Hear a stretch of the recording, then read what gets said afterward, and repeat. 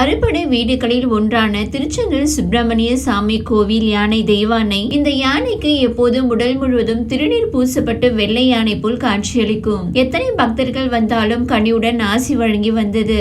இந்நிலையில் யானை தெய்வானை நேற்று மதியம் அதன் பாகன் உதயகுமார் மற்றும் அவரது உறவினரை மிதித்து கொன்றது.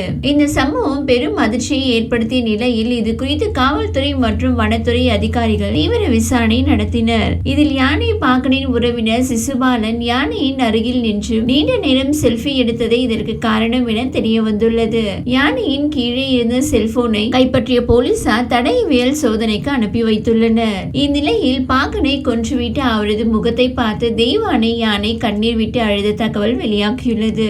யானை பாகனின் உறவினர் யானையின் முன்னால் நின்று அதன் தும்பிக்கையில் முத்தம் கொடுப்பது போல் போஸ் கொடுத்து செல்ஃபி எடுத்துள்ளார். நீண்ட நேரம் செல்ஃபி எடுத்ததால் கடுப்பான யானை அதன் நம்பரை தும்பிக்கையால் சுழற்றி சுவற்றில் அடித்து மிதித்துள்ளது.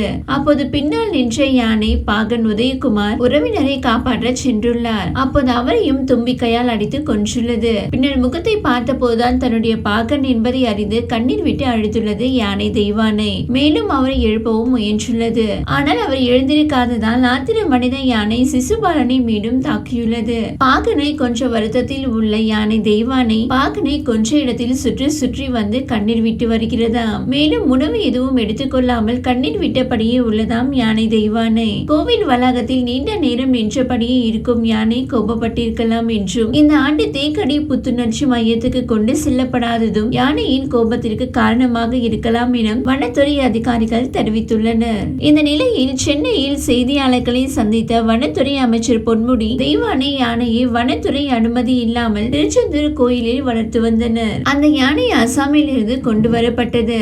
அனுமதி பெறவில்லை என்றாலும் கூட யானையை பாதுகாக்க வேண்டிய பொறுப்பும் எங்களுக்கு உள்ளது என்ற அடிப்படையில் வரும் காலங்களில் நடவடிக்கை எடுக்கப்படும். அறநிலைத்துறை மற்றும் கோயில் நிர்வாகத்தின் முறையான பராமரிப்பு இல்லாத காரணத்தால் இது போன்ற நிகழ்வுகள் அரங்கேறியுள்ளன.